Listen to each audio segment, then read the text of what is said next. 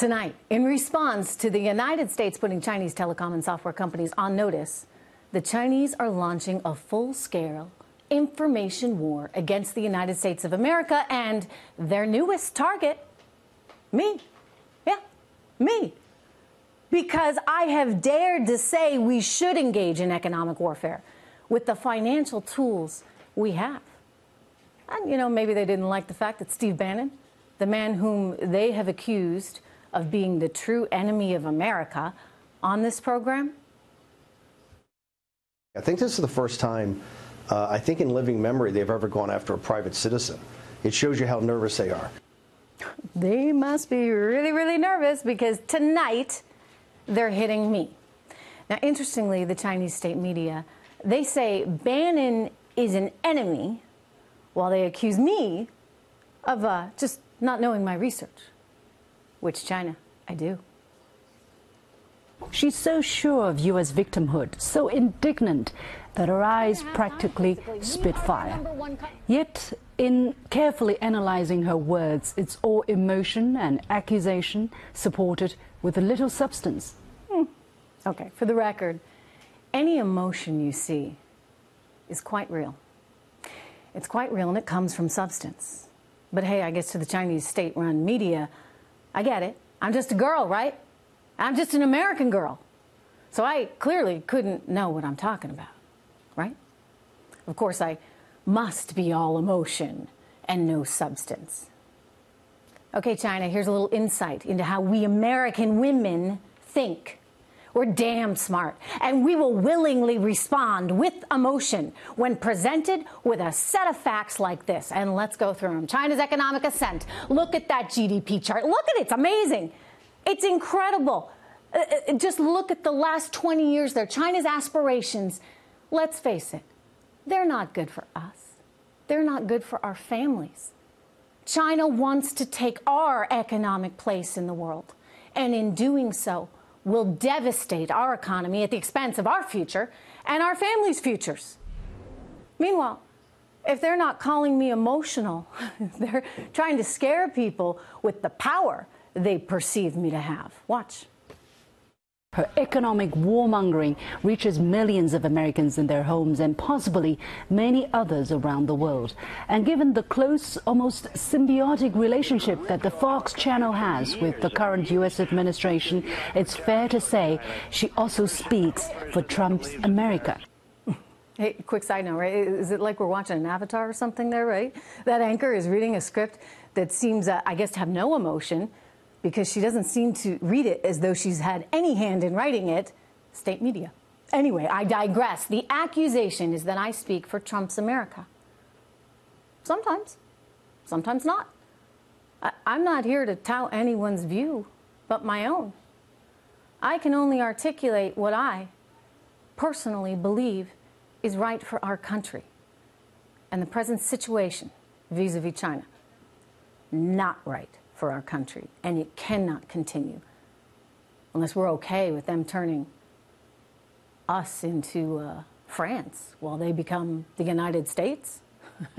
I don't think any of us would like that, but listen, here's a message for them. China, if you're fair with us, I suspect we will be fair with you. But don't think for 2 seconds that this nonsense of you taxing our goods while we allow yours to come into this country duty-free, don't think that's going to continue. Beyond claiming that China continues to prosper at our expense, Reagan blamed 3 times the Chinese for stealing billions from the Americans. According to her, we don't really have a choice but to wage this war. For the record, I didn't say war. I said economic war. And we're in one. And we're winning it. Of course, we will, and we should, and we will fight to make world markets more fair. Fair for us. We deserve it. And yeah, the Chinese are stealing from us. They're stealing intellectual property. Do you know that they're stealing as much as $600 billion a year? That is a fact, and that is a lot of money. But worse than the annual effect, I'll tell you, is the long-term one. If we keep allowing them to poach what we have created, when does it stop? Right? Does it stop when the tables are reversed? When they've taken everything we have?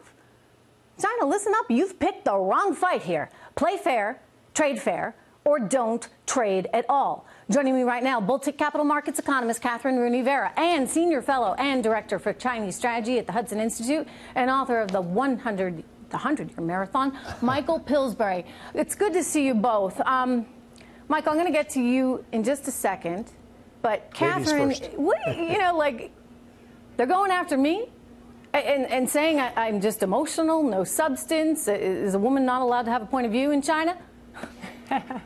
Well, Trish, it's clear you're really getting to them. And let's face it, what the Chinese most fear, Trish, is re-election of Donald Trump in 2020. And if they indeed think, as you are, speaking truth to the masses and carrying the sway that you may have with the American voting populace, that's a real concern to the Chinese. What they least want is to deal with Trump, too.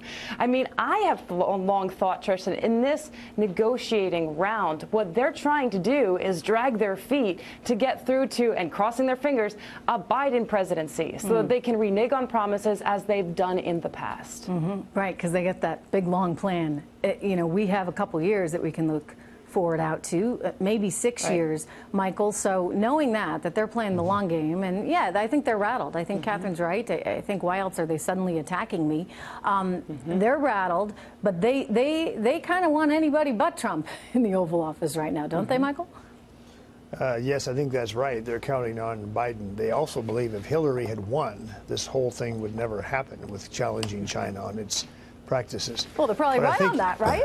Probably never would have happened. Part of what they're doing also, Trish, I think you know this. You mentioned it's state-run media. This is Chinese Communist Party-controlled television. It's in English, so it's going worldwide. You're already a superstar globally anyway, but now they're adding to your glistening powers with a very detailed attack. You notice how they were, besides saying you're emotional and that your eye, they're sort of flattering about your eyes, but they're also going into detail. I take it as a compliment, by the way. They're denying that they engage in all this theft. Yeah. And the president has put out 3 long reports with great detail that you've mentioned in the past. So you got the facts on your side, as well as they're flattering you globally. But yeah, let's talk about those facts. I mean, I mentioned GDP. We've mentioned that they steal, by some accounts, up to $600 billion a year in intellectual property. I mean, if they're not outright stealing it, Michael, they are forcing companies to turn it over. And I think it's unfortunate that so many U.S. companies are so short-sighted and so bottom-line oriented that they're willing to do so at the expense of what it means for their company and for the country 10 years down the road. But if we continue down that path, if we were to just say, okay, sure, Huawei, we're open for business. Any Chinese surveillance or telecom company that wants to come in, software, et cetera, do we run a risk of really losing some things that we hold very dear for security reasons, sir? Well, we do. I think that's the point of the president's executive order last week on May 15th, where he didn't mention Huawei by name, but he described a number of entities that are engaging in subversion, theft, a various series of misconduct, and that they're going to be punished. He's declaring an international economic emergency. Under our law, he can do that just for that particular thing. So when you praise the president, which you've done, that may be your greatest sin in the minds of the Chinese propaganda machinery. You're supporting President Trump's approach. But he's got so many reports now. I mentioned 3. There's actually a total of 5. Altogether, a couple thousand footnotes. The Chamber of Commerce just today has announced it's getting worse in Beijing. 20% of our companies now report forcible technology transfer requirements to get a bigger market. So the situation is not getting better. I thought we were close to a deal 2 weeks ago. I think the president did too. But when they reneged and took back a lot of major concessions, it's really opened up the floor now for this kind of name-calling back and forth. So yeah, I congratulate you. Well, look, I think it's a little odd that the state media would be targeting me. I think it's quite bizarre, frankly, but I hear you in that they're trying to push back against anything that might challenge them. Catherine, there's another thing going on sort of worldwide here, and I'll just point this out before I let you guys go. I know, Catherine, you've followed Venezuela very closely. We have more of this story coming up later in the show, but the Chinese have also been very active down in Venezuela as well. So strategically, they have a lot of reasons to not like what this administration has done. Well, absolutely. And China unequivocally wants to be both a geopolitical and economic superpower, and they want to supplant the U.S. in that role. That's something that we've known for many decades. Trish, you and I know that since Bill Clinton, the U.S. has been complaining about IP theft. Let me add one more thing to put some substance to your own argument, is that the U.S. is coming from a very strong position in terms of negotiation power. The U.S. is growing at 1 percentage point above potential growth rates. We're growing at 3.2% versus potential growth of 2.2%. Inflation is at 1.5% versus a target of 2%. Tariffs are not going to completely dismantle this economic recovery. In fact, the impact is minuscule on economic growth. I hear you. No, I mean, people were so worried. They were so worried. And you know what? We're doing just fine. We're doing just fine, China. By the way, you might want to worry about your ozone layer over there. We just got reports today that China is responsible for some leakage into our ozone. Not good. Anyway, they're going to attack you again, Trish. I'm ready. You know it.